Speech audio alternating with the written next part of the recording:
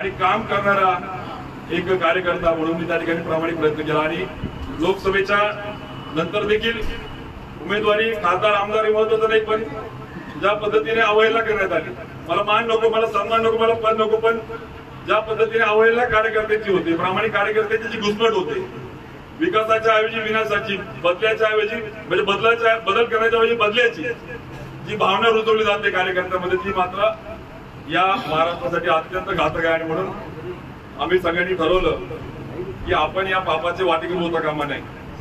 आपण या बदल्याच्या भावनेने जे राजकारण रुजवलं जात आहे ते तरुण पिढी पुढे, विशेषतः उत्तर महाराष्ट्राला, या महाराष्ट्राला घातक दिशेकडे नेणारे त्याचा आपण वारकरी होता कामा नये.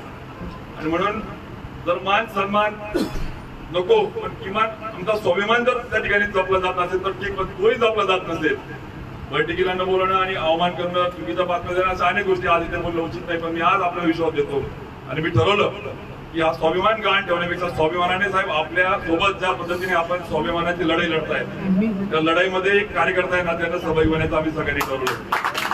आज आपला विश्वास देतो की आपल्या मार्गदर्शनामध्ये शिवसेनेचा जो स्वाभिमानी बाणा आहे, ज्या मशालीची या क्रांतीतून सर्वसामान्य तरुणाईला, उत्तर महाराष्ट्राला, शेतकऱ्याला, युवा शक्तीला ताकद देण्याची गरज, इतकी ताकद तुमच्या मार्गदर्शनाखाली शिवसेनेच्या विचाराने आम्ही त्या ठिकाणी देऊ आणि घडू. उत्तर महाराष्ट्रामध्ये शिवसेना रुजू, मशाल क्रांतीचं प्रतीक म्हणून त्या ठिकाणी देऊ, हा विश्वास, हे वचन आपल्या सगळ्यांच्या समोर आपल्याला देतो.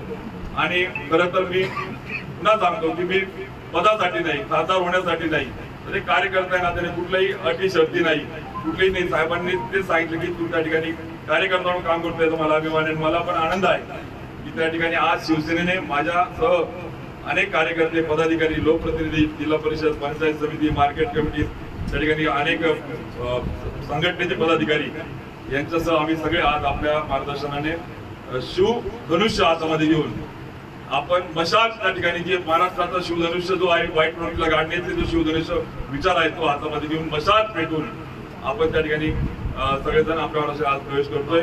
मी मनापासून साहेब आपल्याला धन्यवाद देतो. जय महाराष्ट्र.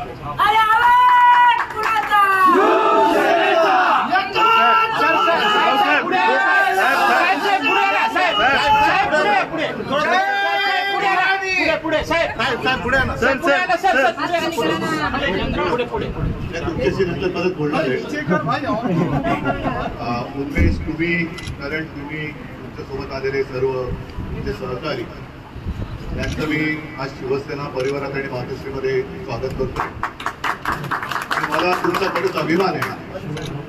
तुमच्या आणि माझ्या भावना सारख्या आहेत. तुम्ही तुमच्या व्यथा जेव्हा बोलत होतात तेव्हा मला असं वाटलं की माझ्याच व्यथा तुम्ही बोलतात. तुम्ही जसं भारतीय जनता पक्ष वाढवण्यासाठी अतोनात मेहनत केली, तशीच महाराष्ट्रातल्या कानाकोपऱ्यातल्या शिवसैनिकांनी मेहनत केली. वापरा आणि फेकून द्या, काम झालं की फेकून द्या, ही जी काय भाजपाची वृत्ती आहे, तुम्ही धाडस केलं की तुम्ही प्रवाहाच्या विरुद्ध मोठ्या एका पुरात उडी मारली. आणि काळजी करू नका, हा प्रवाह जो आहे तो संपूर्ण जनमताचा आहे. आणि प्रवाह काय का फिरला की मोठे मोठे जे एका ओंठे तरंगतात, ते ओंठे सुद्धा वाहून जातात, तशी भाजपची अवस्था होतात. एक गोष्ट मला आवर्जून सांगावीशी वाटते की आज तर माझ्याकडे काही नाहीये. जे काही तिकडे गेले त्यांची ओळख खोकेवाले म्हणून झालेली आहे. खोकेबाज, 50 खोके एकदम ओके, सुद्धा जळगावमध्ये गद्दारी झालेली आहे. आणि अशा वेळेला तुम्ही काम करण्याच्या जिद्दीने बदल हवा. सत्ता जिथे असते तिथे लोक जातात, तशी ती लोक गेली. पण तुम्ही सत्ता आणण्यासाठी म्हणून आणि जनतेची सत्ता आणण्यासाठी म्हणून शिवसेनेसोबत आला.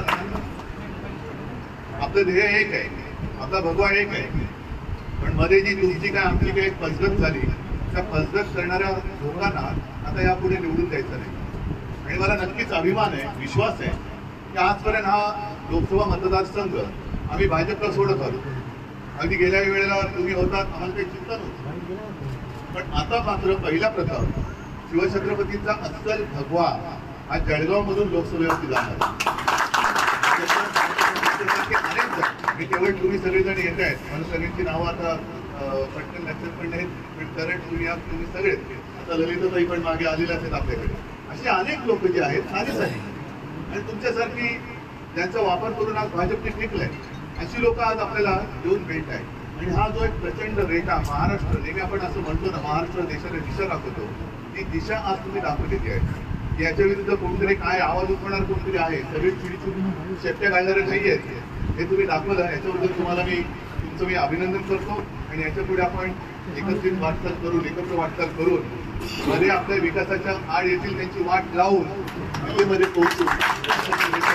जय हिंद, जय